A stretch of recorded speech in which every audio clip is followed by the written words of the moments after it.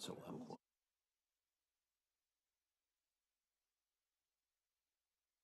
we're going to call the meeting to order. We're one short of a quorum, so we're hoping somebody shows up very soon. But until then, if I could have Jim, would you like to lead us in the pledge? Yes. Please stand, raise your hand. I pledge allegiance to the flag of the United States of America and to the republic for which it stands, one nation, under God, indivisible, with liberty and justice for all. Thank you. Okay. Go ahead with the roll call, please. Chair Judge, Here. Commissioner McQueen-Lejeune, absent. Commissioner Anderson, absent. Commissioner Brogy, Here. Commissioner Crosswhite, absent. Commissioner Enegren, absent. Commissioner Engler, Here. Commissioner Gorell, absent. Commissioner Halter, here. Commissioner Lang, Here. Commissioner Levere, absent. Commissioner Long, absent. Commissioner Lopez, absent. Commissioner MacArthur, absent. Commissioner Parvin, Here. Commissioner Tremblay, Commissioner White, Here. Commissioner Registered. Sorry. Here. Thank you. All right. We're still waiting. Let's go on. Do we have any public comments or anybody from the public here wish to speak on any items covered today? Do we have any back No there? public comment cards. Okay. So we'll move on to number 5, our Caltrans report. All right, thank you, Mr. Chair. Good morning to the board. Good morning to Commissioner, Director, and members of the public. For the record, my name is Marlon Regisford. I'm Deputy District Director for Caltrans District 7, Planning and Local Assistance. Just want to first say our District Director gives her regards. She couldn't make it today, but always happy to be here in front of the Commission. Just want to give a quick update from Caltrans' perspective. We are beginning with our new fiscal year project delivery activities and, of course, our summer maintenance activities for brush and weed abatement clearance. It's always an exciting time at Caltrans, but just definitely want to highlight some positive events that have happened in the last couple of weeks. One being the CTC awards that happened last month at the California Transportation Commission. We're very happy that there were several awards for VCTC. The one that I wanted to highlight is the Trade Corridor Enhancement Program. And I don't want to steal the director's thunder, but we were very happy at Caltrans that the Port of Hueneme was awarded some funds for the Hueneme Road widening project. So it's a very, very good day for the commission. We're also very happy that there was an announcement regarding the Caltrans Sustainable Transportation Planning Grant Award as well to VCTC, which we're very happy about. It's a climate adaptation grant, which is for the Multimodal Transportation Network Climate Vulnerability Assessment. These are things that we very much support and aligns with our goals and values at Caltrans. So definitely congratulations to VCTC for those awards. Obviously, there's a lot going on in the county with projects and plans that we're working on, and happy to take any questions on that. But there's one project that I wanted to call out, which we know we are having a closure coming up. We actually have 3 separate closures, and they are going to be on the weekends. So we want folks to be aware of it. This will be highlighted by our public affairs team, and this will be blasted all over social media. But we do have some closures that will be utilizing, of course, Route 150 and Route 33. Part of it will also be on Route 5 and Route 166. But this is for the Mataliha Creek Bridge, the North Fork, and we are planning to do some weekend closures in the month of August, from August 15th to the 18th, from August 22nd to the 25th, and from September 19th to September 22nd. Again, this will be all on social media and our Caltrans website, on our Quick Map app, which you can find on Apple and Android. And also our public affairs team will be sending out notices on that. And we'll be happy to answer any questions you guys have on that project. Otherwise, that does conclude my brief remarks for our Caltrans report. Thank you again, Mr. Chair. Happy to take any questions. Thank you very much for that report. Any questions from the board? Again, thank you for your report. That was very informative. Appreciate it. All right, moving on to commissioner reports. Any commissioners have reports? All right, great. Moving right along. Oh, Mr. Chair, Ellen? Go ahead. can I do a quick report? Sure.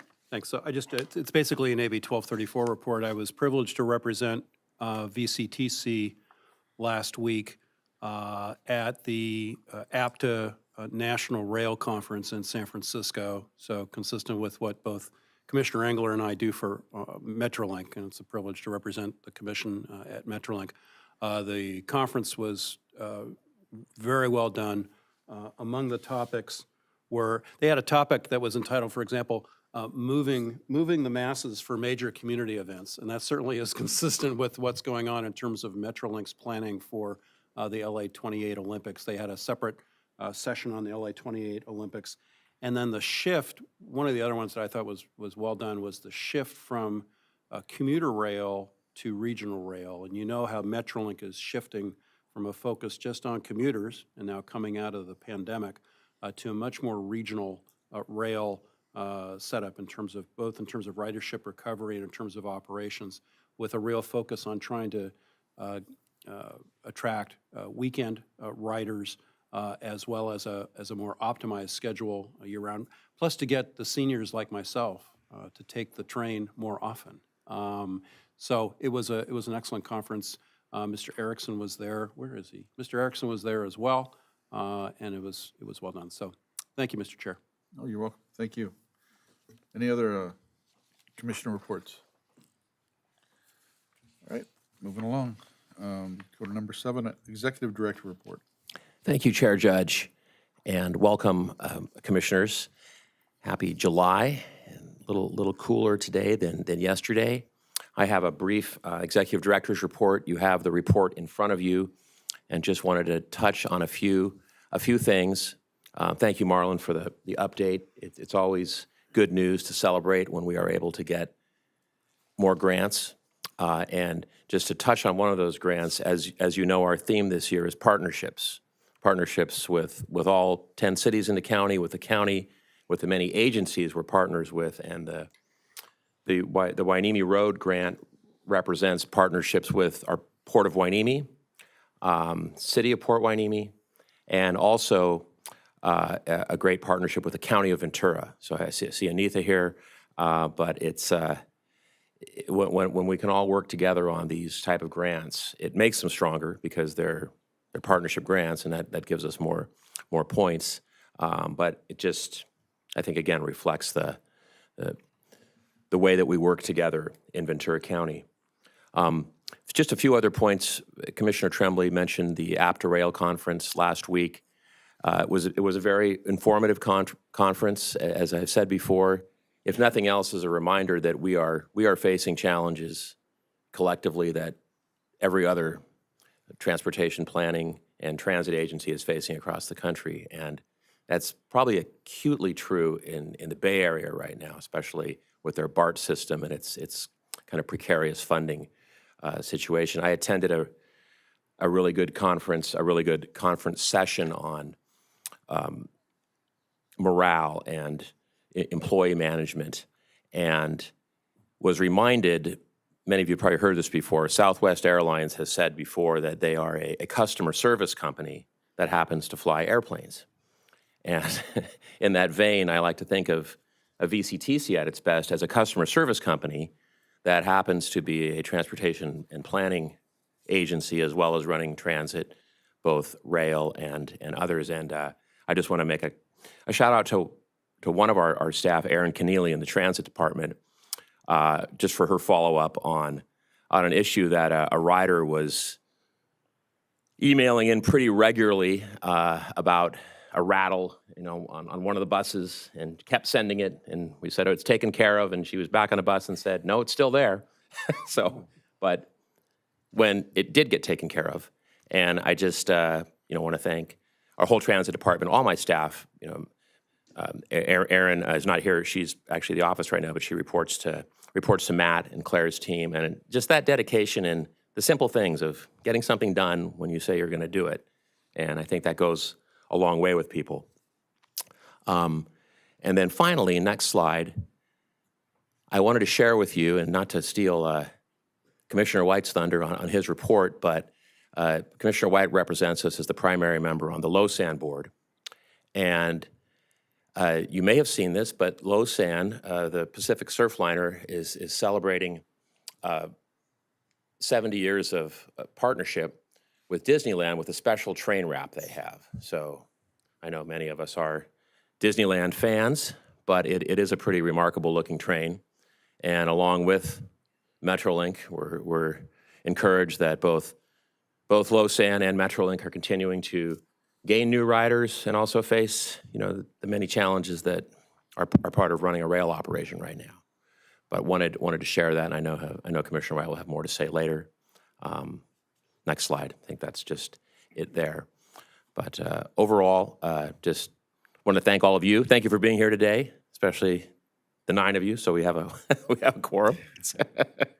But thank you. That's the end of my report. Open for any questions. Thank you. Any questions for Martin? I just have a point of interest. Not a big Cowboy fan, but the Cowboys are coming to town, and because I learned about a lot of information on, about how much money they bring in, just to give you some information, the travel spending in Ventura County has increased over 3%, totaling $1.9 billion because of this project. Direct travel earnings have increased to $719 million. Tax receipts that brought into the county is at $93.6 million for the state. There's a lot of things going on in travel, and the Cowboys actually brought in a 5-year approval from the city of Oxnard to continue their workouts there in Oxnard, and it brings in a lot of money, but it also brings in a lot of traffic. So we just want to be aware of those dates, so if you're not going over there, that you're aware of all the traffic that's going to be out there. So, thank you. Thank you. All right. Any additions or revisions to the agenda? No additions or revisions.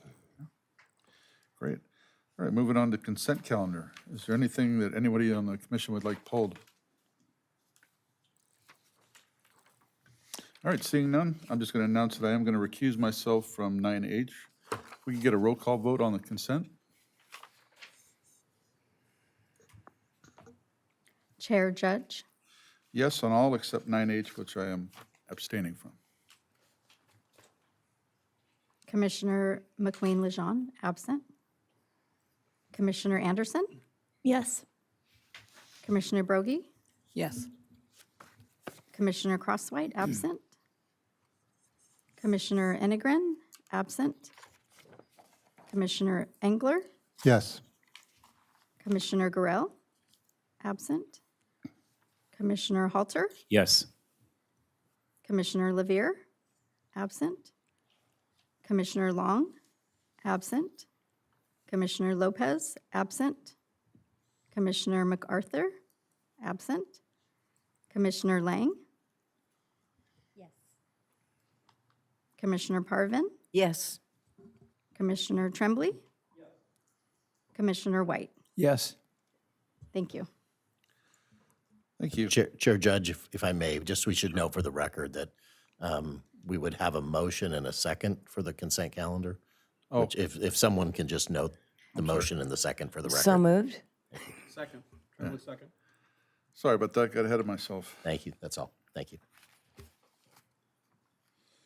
All right, we're moving on to the discussion calendar, number 10, Community Outreach Program. And Darren Peshka is gonna put this Thank you, off for Chair us. Judge. Good morning, Commissioners. I'm Darren Peshka. I'm the Program Manager of Government and Community Relations here at VCTC. I'm here today to give you an update on our community outreach efforts. At VCTC, we believe that community outreach is vital to our mission to help keep Ventura County moving. We know that if people aren't aware of the programs and the services that we provide, they can't take advantage of them or participate as decisions about those programs are made. As we begin rolling out any new program or making changes to existing programs, we spend time thinking about how best to get that information out to the community. VCTC utilizes the services of a consulting firm, Celtis Ventures, to help perform community outreach. Two members of the Celtis team, Devin Chaihoski and Karen Kamor, are here with me today and are available to help answer questions if you should have any. The Community Outreach Contract provides services for several VCTC programs, including intercity bus service, regional transportation planning, regional transit technology, rail, rideshare, and general community outreach. Although each program manager might have their own priorities and projects, we try to align our efforts to support overall agency goals. We also provide support and materials to the county's other transit operators and to other VCTC departments as needed. In this presentation, I'll be sharing some examples of the major outreach efforts over the past fiscal year, including Spanish language, freeway service patrol, and biking. And I'll wrap up by sharing some of the outreach plans and campaigns for the coming fiscal year. At our meeting in June, many of you were able to see and to tour the new electric bus that VCTC is going to be operating soon. The bus is part of the Coastal Express route that's a partnership with the Santa Barbara County Association of Governments. And given that the Coastal Express route travels along Highway 101, we chose to wrap the electric buses in decals that represent marine life that's found off of our local coast. In the coming months, we plan to roll out a larger campaign that highlights the environmental benefits of electric buses and of using public transit, and as well as some fun information about the local marine life that you can see on the sides of these buses. Outreach to Spanish speakers continues to be a priority and part of VCTC's adopted strategic plan. In 2022, we launched a campaign called Buenas con VCTC, which is designed to connect Spanish speakers with VCTC intercity service, as well as other public transportation programs. Even though we're now in the third year of Buenas con VCTC, we continue to see high engagement and receive positive feedback, indicating that the messages still resonate with the Spanish-speaking community. Here's a video that we did recently that's based on the theme of Buenas con VCTC, which is Loteria. Los asientos, el conductor, la VCTC. Buenas con VCTC. VCTC Intercity te conecta por todo el condado de Ventura con 6 rutas. ¿Y sabes qué? También puedes viajar a Santa Bárbara y Woodland Hills. Súbete por solo $1.75 el viaje. Una forma cómoda, económica y fácil de ahorrar sin el estrés de manejar. So the star of that video is Karen Kamor, who's here with us today. Earlier this year, the State Department of Insurance issued a public service announcement warning drivers about some scams involving tow trucks, and many of those scams were happening along Southern California highways. In response, we decided to create an outreach campaign to remind drivers about the Freeway Service Patrol program, so motorists would feel comfortable accepting FSP service when an FSP truck pulled up on the highway where they needed assistance. The campaign focused on 3 areas: how to identify an FSP truck, the highway segments where FSP trucks operate, and third, that FSP assistance comes at no cost to motorists and that the FSP drivers will never ask for payment. This was a social media campaign, which was very popular, and it directed people to VCTC's website to learn more about FSP. And this is a campaign that will continue to run throughout the year.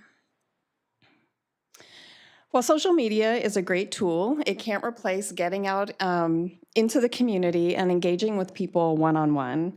At VCTC, we try to attend as many community events as we can. These are just some of the events that we were at earlier this year, and we share information about our programs and services. This is an ongoing effort, and we already have a number of events lined up for the fall as well. I know my colleagues are going to be mentioning this in their presentation next, so I don't want to steal their thunder, but this is our newest campaign, which is promoting the Tap to Ride payment system. Tap to Ride allows riders to use contactless bank cards and their mobile devices to pay fares on VCTC intercity buses. To promote this, we ran a teaser campaign in the weeks leading up to the launch of Tap to Ride to create curiosity and excitement about the program. And we've been promoting it since it launched in mid-June. Outreach included the social media campaign, car cards aboard intercity buses, which looks like the ones you see here, an email to subscribers, a press release, and an article on a webpage called the VCTC Newsroom. Each year in May and October, we celebrate Bike Month and Rideshare Week. And we encourage people to swap their vehicle trips for bikes, for carpools, or for any other types of ride sharing during that time. But we don't limit that message to those months. We promote biking and ride sharing throughout the year. For biking, this time we decided to try to show people how they can use bikes, specifically e-bikes, not just for recreation, but truly as a form of transportation. And to do that, Caitlin Brooks, who's one of our program managers in the planning department, let us follow along as she rode her bike to take her son to school and then to get around town. Town doesn't have to be stressful. An e-bike makes everyday trips more enjoyable and eco-friendly. For parents, mornings start with daycare drop-off, and instead of sitting in traffic, an e-bike turns the ride into a fun, stress-free experience. With dedicated bike routes and trails, it's a smooth and safe trip. Plus, the kids love the ride. Next stop, the office. The fresh air is the perfect morning pick-me-up, making the commute feel less like a chore and more like a refresh. And when it's time for a break, a quick e-bike ride to grab a coffee is way easier than dealing with parking. Just pull up, lock up, and head inside. After work, it's time to pick up the little one and make a stop at the park before heading home. Having an e-bike makes these everyday moments more convenient and way more fun. It's an easy, efficient, and sustainable way to get around. Try it yourself and swap your next car trip for an e-bike ride. So we're grateful to Caitlin for letting us follow along as she did her daily trip. One of our goals with outreach is to inform and remind people about the basics of using public transit, such as how to read a bus schedule and how to load a bike on a bus. The particular message that for this campaign or this post here is to let people know that their Metrolink or Amtrak ticket can be used to transfer to some local bus systems, including VCTC. This was a pretty simple, straightforward message, but as you can see, this post was shared more than 40 times, and the message reached more than 43,000 people. So this is a good reminder that sometimes even the things we think people know, they don't always know, and they appreciate getting that information. For several years now, VCTC has received grant funding to provide free fare days. The Free Fare Days program is countywide, so on those specific days, riders can use any public transit bus in Ventura County for free. This year, the Free Fare Days were Clean Air Day, Veterans Day, Transit Equity Day, Earth Day, and Dump the Pump Day. Transit Equity Day is also the birthday of civil rights leader Rosa Parks. So to highlight the connection between Rosa Parks and public transit, we had these decals printed and placed aboard buses, and they were on display through the month of February. Metrolink and Metrolink and Amtrak have a code share program that allows Metrolink ticket holders to also ride any Pacific Surfliner train on the Ventura County line, which runs between Ventura and Union Station. To promote this program, we used influencer-style videos to share information about code share. This has been one of our most popular campaigns. The videos are in English and Spanish, and they have resulted in more than 575,000 impressions on Meta and TikTok. Since 2019, VCTC has partnered with the Boys and Girls Clubs of Ventura County for a youth art contest. So this is the 6th year of the contest. VCTC provides the clubs with a stipend that they can use to purchase art supplies for their members, and then we also give them a transportation theme for the artwork. This year's theme was Exploring Ventura County by Bus. Club leaders select the winners, and then the winning artwork is placed aboard VCTC buses. This year, staff also offered to visit each club and to give a presentation about public transportation, and a few clubs took us up on that offer, so we were able to go out to Santa Paula and to the Oxnard-Port Hueneme clubs to share more information about bus, bike, walking, all of the ways of getting around without using a car. And last but not least, for the 2nd year, we produced the VCTC Community Impact Report. This provides a quick and easy-to-read summary about some of VCTC's accomplishments during the previous year. This report has been a helpful way to explain VCTC's role and mission in providing transportation to Ventura County.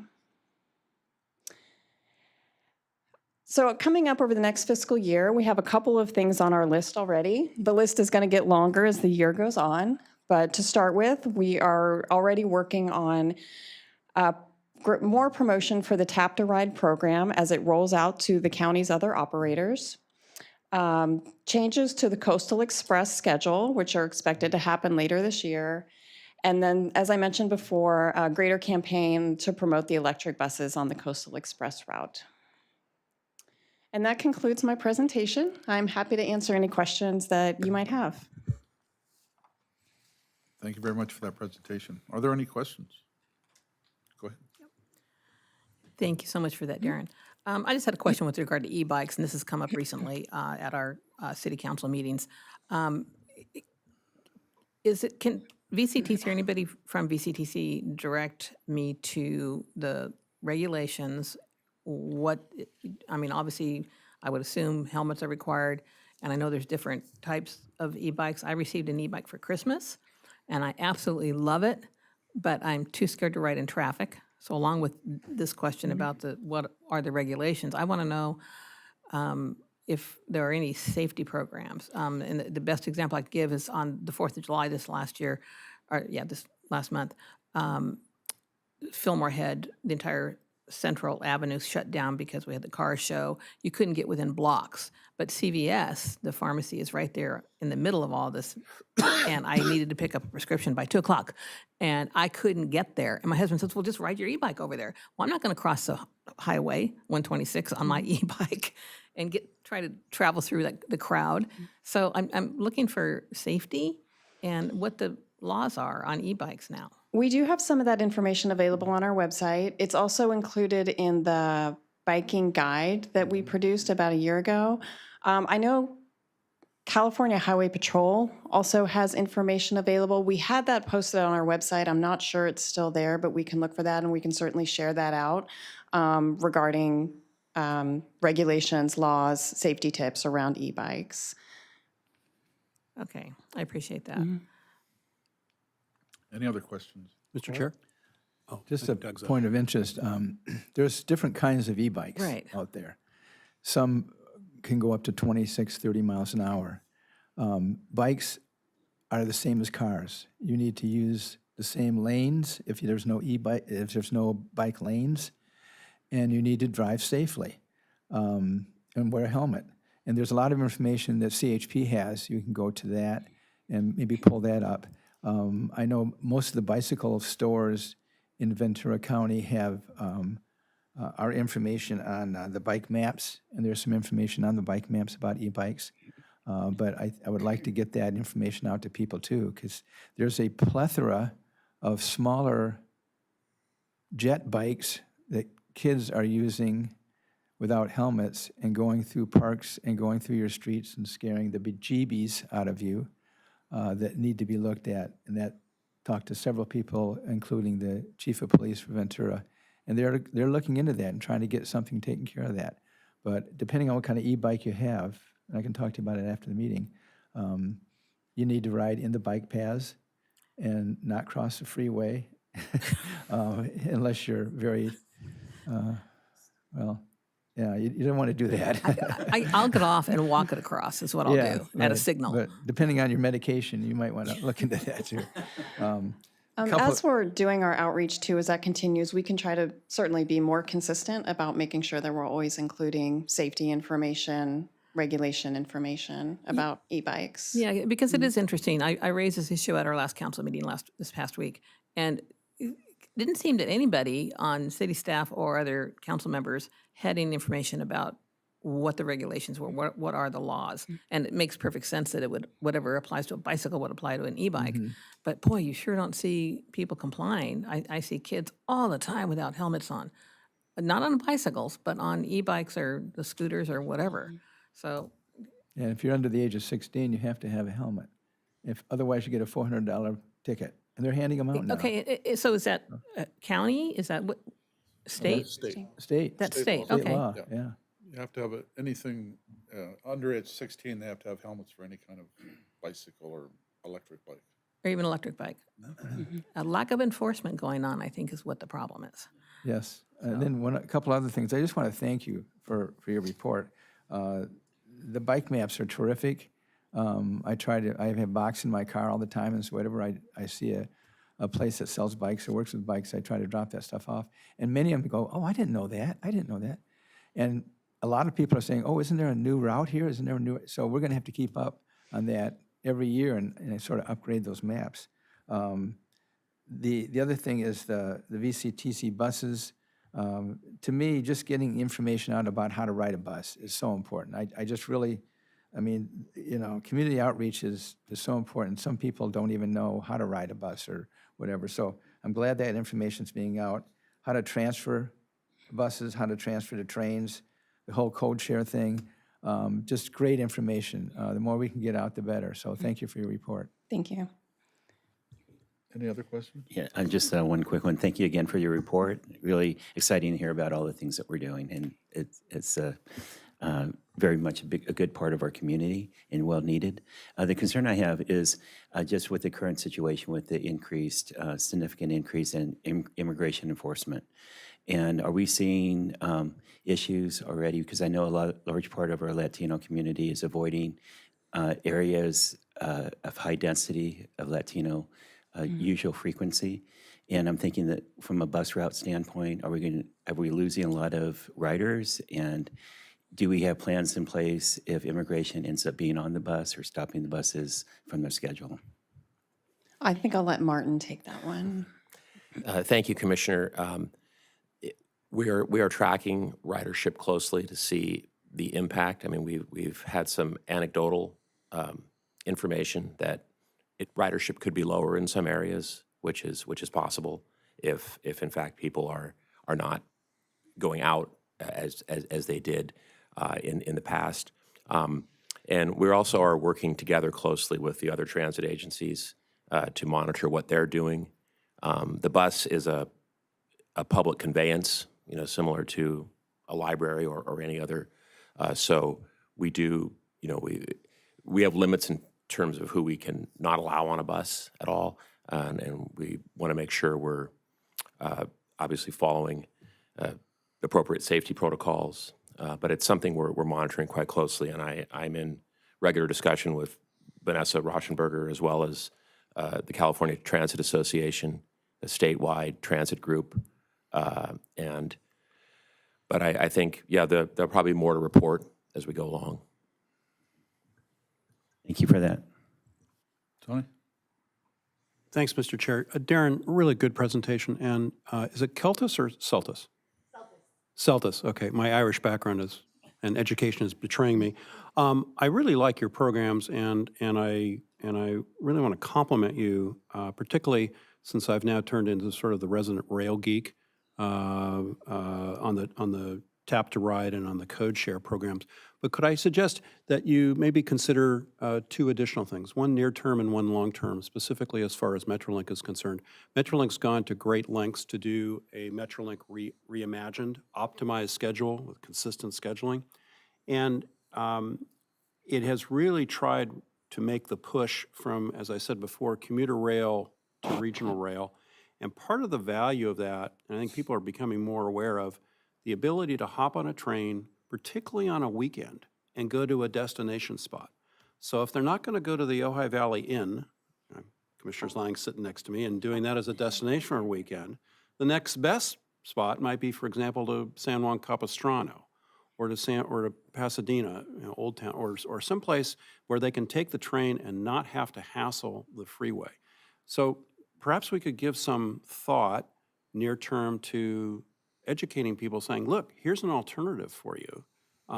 Take Metrolink or Surfliner, because we've got code share, and do that. The long-term ask or the long-term thing on the radar screen is possibly if we ever get Santa Barbara train service, and I'm looking at Commissioner White, we're going back and forth on that with LoSAM, that would be something in particular to talk about because it just goes hand in hand with Coastal Express. So thank you. It was a good presentation, and you're doing good work. Thank you, Chair Tremblay. Just in response, we will be doing Santa Barbara promotion when that train begins operating. And as far as the Metrolink side, I think we're all in agreement with you that that's a great way to promote Metrolink is the regional rail. One of the promotions that we have now that wasn't included in this presentation shows a young man using code share to get to the beach in Ventura and just to spend the day riding a bike around the Ventura Beach towards Ojai, getting lunch there, and it's been doing really, really well, and people are thrilled to see that they're able to do that. And the other aspect of it, if I might, is when I've ridden the train in for meetings at Union Station or otherwise, you get so many students, for example, CSU Northridge and otherwise, who are taking that train, and that's what we want in terms of trying to long-term grow our ridership, particularly coming out of COVID. Thank you for your feedback. That's very helpful. Thanks for the good work. Okay. Commissioner White? Yeah, and just to follow up on that, thanks for bringing that up. Going back to this Disneyland wrap that we put together, not only are people getting a Disneyland wrap that you can sit in there, which is kind of neat, but also you get 5% Disneyland Resort theme park admission. You save 5%. You get save 20% on the train travel to Anaheim. And when you get to Anaheim, you get free shuttle to the park. So those are some things that we're trying to do with LoSAN and with the trains to get people on the train. So thanks for your information, and thank you. Go ahead. If you're taking suggestions, I would love to see us do something around like disability travel. It would be a good opportunity to market the Access for All program as well as our beautiful new buses with the VIP wheelchair rooms is what I'm calling them. So might be a cool opportunity to be able to show the ease of travel for wheelchair users and people with disabilities as well. We can definitely do that. Thank you. Chair Judge, can I just add one comment? Somewhat along the themes of our current chair of the Citizens Transportation Advisory Committee, Miranda Patton, actually texted me recently. She took her first ride on a Coastal Express bus and used Apple Pay, and she had not done that before. So along the Tap to Ride and just kind of reducing barriers that have kept people from using transit. So that was nice news to get that the program's working and working with someone who's been very involved in transit advocacy. But certainly that's something we can add to the mix. Go ahead. Along those lines, we had Claire present at City Council this past week, and if I understood her correctly, I thought she said that in addition to Apple Pay, you could use just your debit card to tap. Is that correct? Yeah, and we have not to steal anyone's thunder, but we have a presentation coming up on that next. Oh. Anybody else? Thank you very much. Great Thank you. presentation. All right, so we're moving on to that next update on regional transit projects. Matt Miller is going to present this for us. Good morning, everybody. Thank you, Mr. Chair. Morning. A lot of information about Tap to Pay coming up. This is an update on regional transit projects. Again, I'm Matt Miller, the program manager for transit contracts here at VCTC. One of the programs that I oversee is the Regional Transit Technology Program, where a lot of these projects fall under. It's a joint presentation between myself and Aubrey Smith, from program manager for Regional Transit Planning. So a lot of these projects are an effort to modernize the transit system and regional transit system in our county. We'll be talking about Tap to Ride, just the open loop payment system, a new paratransit and demand response scheduling software system, the replacement of fare boxes throughout the whole county's bus fleet.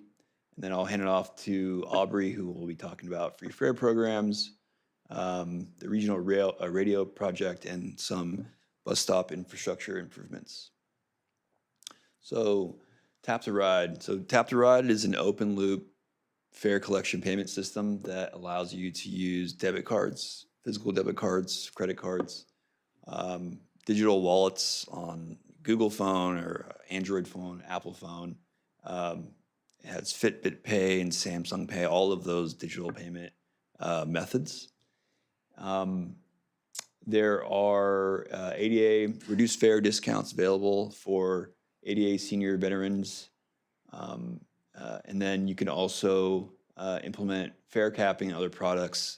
Fare capping, for you all who don't know what that is, it's a pay-as-you-go way of obtaining a discount similar to a monthly pass without paying the upfront cost of a monthly pass. So an operator, an agency can implement a fare cap for a certain period of time where once that passenger reaches a certain amount, it caps the fare and they are free for the rest of that period. Otherwise, monthly passes can be at over $100 up front. So that's something that is available on the open loop system. So some benefits, removes that how to pay barrier as we talked about earlier. I think that's one of the biggest barriers for new riders is stepping on board. They already have to figure out the schedule and where to stand and what bus they're taking. And they also have to think about how to pay. So, having these readers on board just kind of removes that. So you can pay with whatever you have in your pocket. If it's cash, that's cool. It takes cash, or we still accept cash, but we also have all these other methods for people to pay. Speeds up boarding. You just tap and sit. You're good. And I think, nowadays we all experience this our day-to-day lives when we're going to different retail outlets, buying cups of coffee and whatnot. We have this tap to pay mechanism everywhere. Some opportunities can increase transit ridership. It's a much lower way to collect fare. It can provide seamless intercity, intra-county, inter-county travel. And by that is, what I mean is that these readers are deployed on the intercity buses, which travel throughout the county. Soon, as you'll see, we're beginning to plan for the regional deployment across all of the agencies in the county. And to the north of us, Santa Barbara MTD has these readers already. So you can tap on an intercity bus, you can get off, you can tap on a Santa Barbara MTD bus. It's the same method, has that common experience as you're traveling around our region. So let me just move on to the next one here. So progress update. Back in November 2024, the Commission approved the contracts with these open loop vendors. We just launched on June 23rd, and currently we're reviewing all of the contracts that the local agencies will have to take to their boards, their commissions, their councils and committees for approval. So here's a really, really simplified timeline of the both the intercity implementation as well as the regional implementation. So we are in the June, July And we're currently planning and reviewing contracts, draft contracts with all of the different agencies who will need to bring them to their respective boards and councils. And we hope to launch a regional tap to pay program by March 2026. So moving on to our next project is the newest demand response to scheduling software. It's provided by a company called RideCo. It's available for any transit operator in the county to use and to sign up. It provides, again, another familiar way to order demand response or on-demand transit trips for the paratransit population. It has already increased operational efficiency for the Valley Express system, who is currently using it. I hear similar sentiment from City of Camarillo and Thousand Oaks, who are also on it. So currently, 5 county agencies are using it. So Moorpark, if you remember, they started MCT on demand using the RideCo platform back a few years ago. Since then, VCTC went out for bid, awarded a contract to RideCo, and Valley Express, Thousand Oaks Transit, Camarillo Area Transit have all signed up to start using it and deployed it in their systems for paratransit. And then Simi Valley just launched a new microtransit program a couple weeks ago using the platform. So next week we have a demo. RideCo and VCTC will be visiting Gold Coast Transit for a demo to see if this platform can fit their needs. And I think Simi Valley wants to see how microtransit works out and make a determination if the full platform will work for them. We are also working on having a feature to pay with your debit or credit card payments through the app. So when you order your ride, you can just also pay in that app and don't have to worry about paying when you board the bus or vehicle. And lastly is a replacement of all the fare boxes in the county. So on the left is the current fare box. It's out of support and obsolete. New fare boxes come with lots of different features that can be activated if a transit agency so chooses. And the whole replacement also upgrades the back-end systems that are associated with the fare collection devices and provides agencies with 3 years of a support agreement with GenFare, which is the company that we are going with to replace the fare boxes. So far, we have replaced 36, and we're replacing these fare boxes as buses are replaced or repowered. So far today, we've replaced 36 of those. In 25-26, another 19. And then over the remaining 2 years, we hope to do the remaining 110. So that concludes my portion of the presentation. I can hand it off to Aubrey for his. Chair Judge, if I could just make a comment. Thank you, Matt. I just want to recognize Chair Judge also in his role as chair of the SCAG Transportation Committee, because the funding that Matt referred to that we're using to promote Tap to Ride countywide was part of that $3.9 million in REAP funding. And we wouldn't be able to do that without that. And that was the funding we were told we lost, and then we were able to get back. But just appreciate his advocacy and the SCAG Transportation Committee's advocacy for getting that funding back.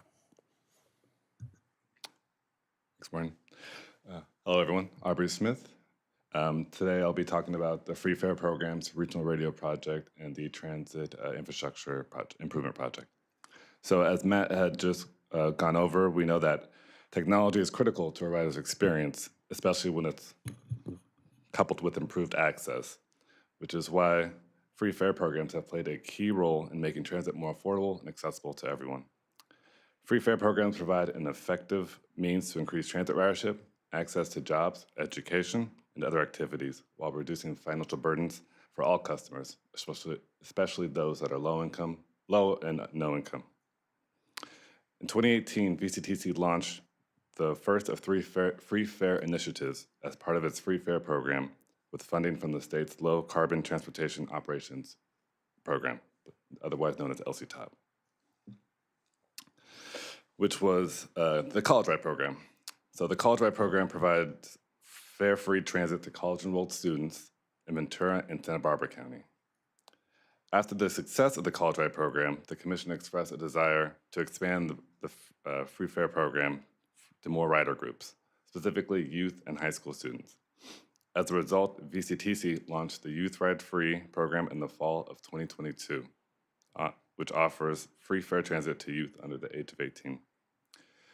And then in 2023, we expanded the program to provide free transit rides on select days that align with community, environmental, and public health initiatives. These free fare days encourage new riders and increase public awareness of transit services in the county. However, with success comes some challenges.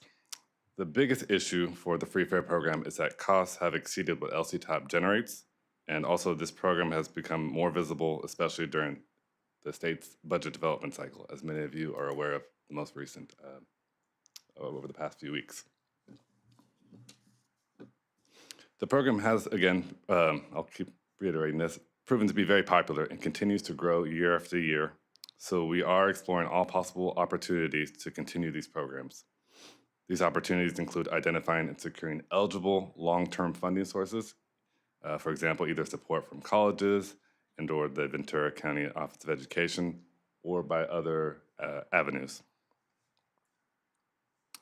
I'll go through these quickly, but as you can see, ridership for both programs, College Ride, which is in yellow, and Youth Ride Free, which is in dark blue, have increased year over year over the past several years.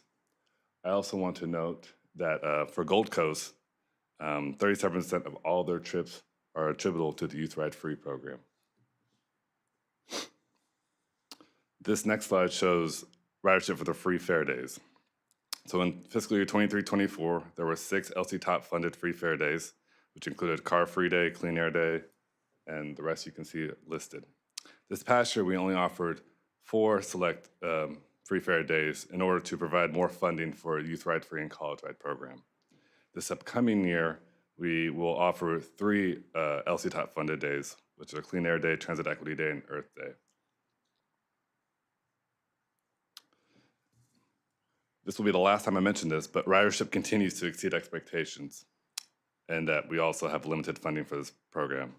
Over the past few years, we have received approximately between 2 and 2.2 million in LCTOP funds, which also include local operators' LCTOP contributions.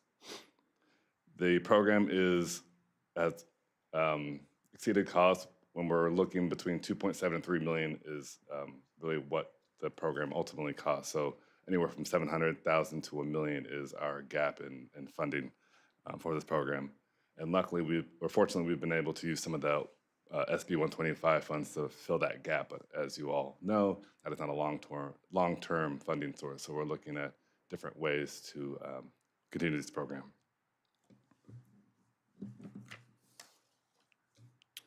So we are also strengthening on how we communicate. The county's regional radio project is helping to bolster communications between agencies, particularly during emergencies. In 2021, VCTC's board approved its Transportation Emergency Preparedness Plan, otherwise known as TEP.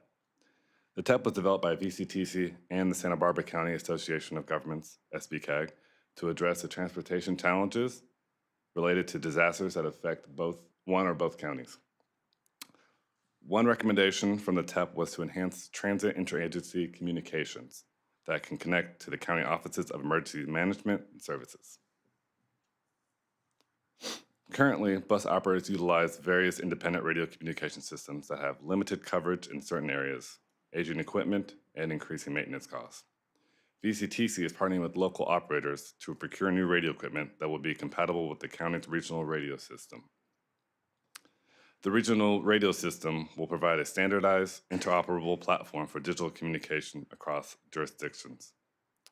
VCTC and the other local bus operators will be able to enhance communication between each other, improve coordination as well, and also with emergency response entities such as law enforcement fire departments, especially during emergencies. And yeah. Jumping on to the next and last topic for our presentation is the Transit Stops Needs Assessment and Infrastructure Improvements Project. We're still working on a shorter title, so thank you. This project is funded by SCAG's REAP 2.0 program and will identify where improvements are most needed in the county. This is a critical activity because great service starts and ends with safe, accessible, and comfortable bus stops. This project will improve access to stops with enhanced amenities, facilitate increased ridership, and will, most importantly, enhance accessibility for all. So this project has 3 initiatives. The first is a countywide bus stop inventory and assessment, which will document existing bus stop infrastructure at all bus stops throughout the county and will assess compliance with the Americans with Disabilities Act requirements. The second initiative is infrastructure improvements. So this project will fund improvements such as the installation and replacement of shelters, benches, static and real-time signage, lighting, and again, accessibility improvements such as ADA curb ramps, accessible pathways, et cetera. We are currently engaged with all operators and some local jurisdiction to implement these projects. And the third initiative is the open loop system, which Matt had just talked about, which will fund the deployment of the open loop system on all of the remaining bus operators within the county. So looking ahead, countywide progress is only possible through the collaboration and investment between our partners. We acknowledge our partners, especially at the local operators as well as the local jurisdiction, as you know, with good collaboration, it makes Matt and myself, our jobs a lot easier. You know, there are definitely some challenges that we have to work through, but I do want to acknowledge that their commitment to making transit better for everyone, and that really is reflective in the discussions we have with each of the local operators, you know, whether it be at Transcom or through some other venues. So I do want to just express appreciation for our partners.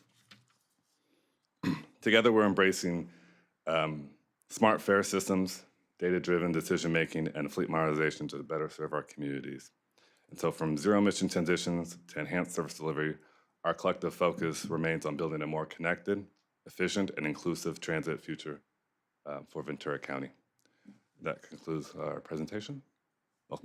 Happy to take any questions. Thank you very much for that presentation. That was very informative. Any questions for both speakers? Go ahead. Great, thank you. Very informative. Really appreciate that. I'm not sure, maybe I missed it. Is as far as a coastal route going from Ventura to Santa Barbara, how often does that run, and do you know what the ridership is on that? The Coastal Express? Yes. Oh. The Coastal Express runs daily. It's about every hour in the morning and every hour in the PM hours. There is a break in the middle. It's designed for commuters. And what was the second question you had? Just the ridership on it. And does it run on weekends too? It runs also on the weekends. It's about, I think it's 9 a.m. to 5:30 p.m. Throughout the day. Ridership has nearly recovered from pre-COVID or from COVID. Okay. I believe last I checked, it was like in the 90% recovery from.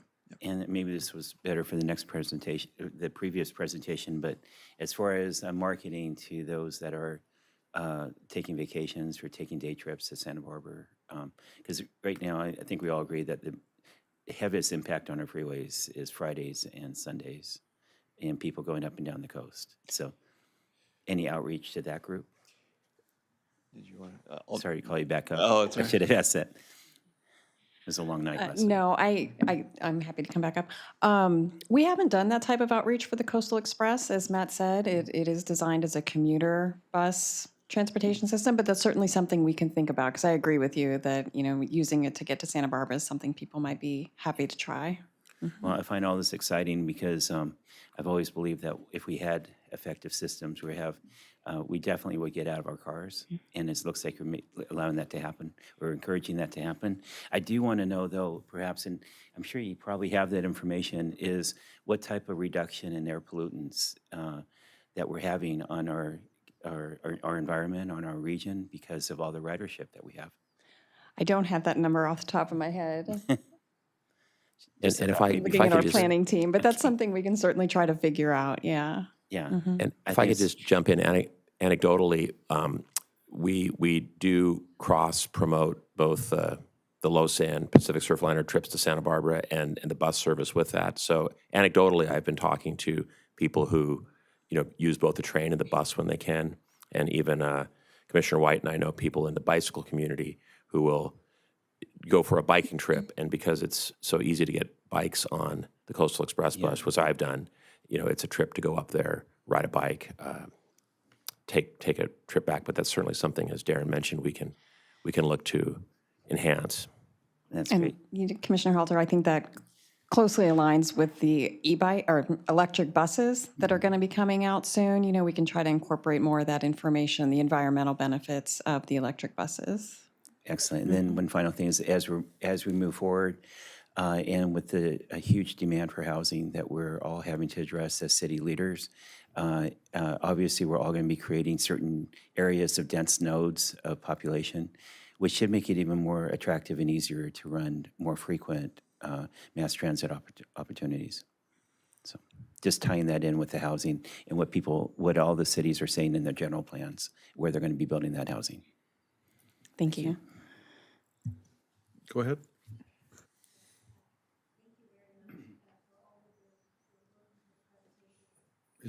Make sure you turn your mic on. Some reason it keeps going off. I apologize. I wanted to thank you. Also, I serve on the Gold Coast Transit District Board, and I just wanted to say that the Youth Ride Free program has been very successful, and I think it's a really important program because it paves the way for future ridership. And so it allows young people to get comfortable with using public transit, and so it's been a very successful program, and I just want to put a plug in for doing everything we can to keep it in operation, because it helps parents, it helps kids, and it's a great service to our county. So thank you very much. Go ahead.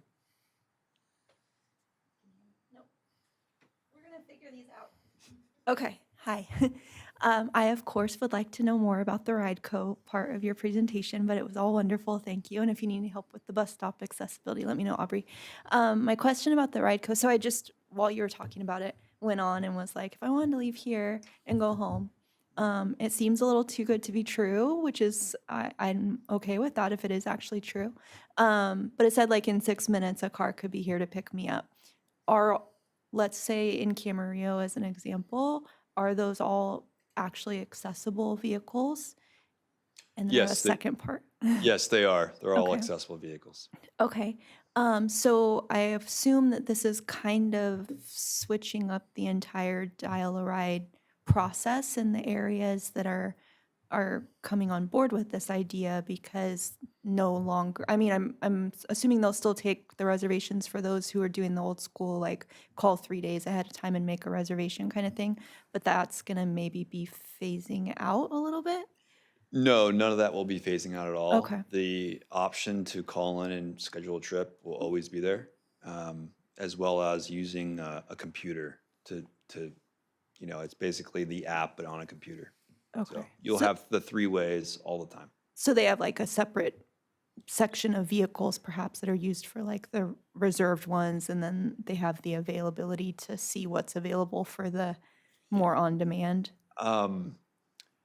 Yeah, so we're getting into the weeds a little bit, and I'm Yeah. happy to go there with you. So the current fleet, it's utilizing the current fleet better, and it's all through an algorithm that RideCo uses for scheduling. So as dispatchers or members of the public go into the system and start scheduling, it is moving the trips around in the most efficient way possible while respecting on-time performance and ADA access to schedule trips. So, you know, right now you have a trip available like right when you need it. It might differ though between what type of passenger you are. So I'm a general public passenger, so my options may be different than the ones that you would see, right? And so there's some, you know, learnings there for sure. But yeah, it's utilizing the same exact fleet that Camera already had. It's just doing a better job of it because it's computers are doing it, you know. No, I think it's great. Yeah. I appreciate it. I think it's wonderful. I think maybe in the future, if possible, after some experiences gained, maybe we could get a presentation on how that's affecting the Access for All program, and how those are working together perhaps, or if one is perhaps making the other, I don't want to say less necessary because I want to have all the options possible, but just based on what I saw today, it was very exciting to be able to get a ride in 6 minutes. So, Yeah, absolutely. thank you. Any other questions? All right, thank you very much for your presentation. All right, we're going to move on to our general counsel report. Nothing to report today. It is nice to see everyone again, though. It's good to see you too. All right, we'll move on to agency reports. Well, the Southern California Association of Governments is dark until September. We did have our retreat last month, and we reset some goals, and most of those goals are just, you know, in line with our goals here at VCTC, just keeping the funding flowing as best we can and making sure the projects get funded that are already in the pipeline. And good news is, so far, we haven't heard anything from the federal government saying that anything's going to be cut substantially. So most of the programs that we have in the pipeline are good to go to be funded. So that's good news. That was about it, because we didn't have, we're not going to have another meeting until September, so thanks. Now we're going to move on to Southern California Regional Rail Authority. Tony? Thanks, Mr. Chair. Bob, I was going to talk about budget for a second. Did you have anything you want to chat about? No, go ahead, Tony. Okay. Just so the commission is aware, the Metrolink Board of Directors has adopted its FY26 budget. I just want to give you a couple of data points just so you understand the magnitude. The total expenditure budget is just north of $350 million. The operating revenues are only about $77 million, which means that the member agencies, the 5 counties, are basically kicking in excess of $275 million.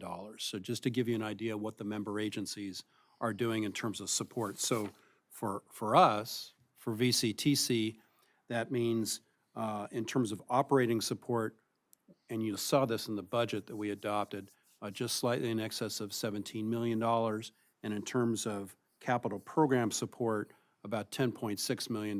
So VCTC puts in a total of around, if I'm doing my math properly, who knows, $28 million, $27 million, $28 million. And that was a 7.3% increase over last year, over FY25.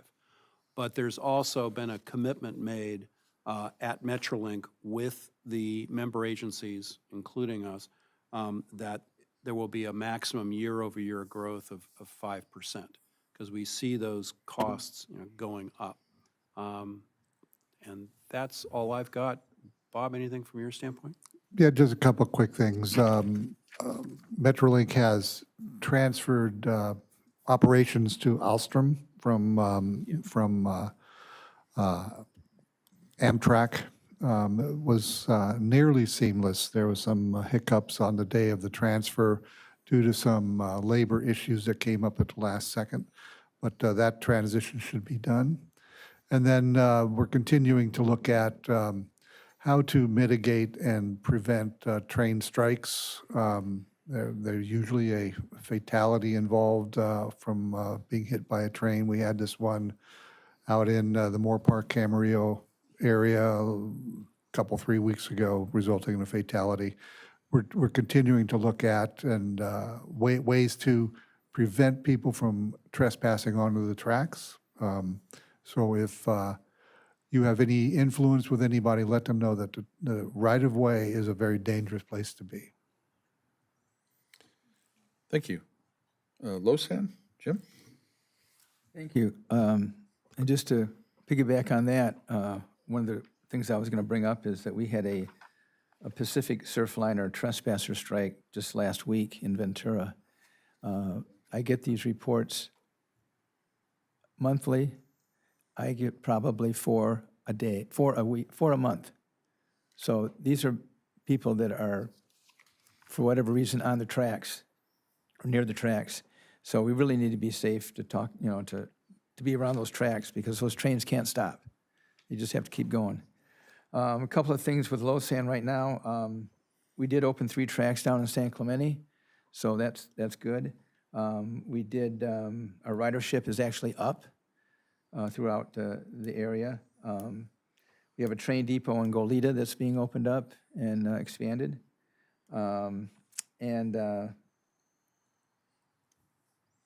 We just need to work diligently with getting some trains going up to Santa Barbara. That seems to be a bit of a problem right now.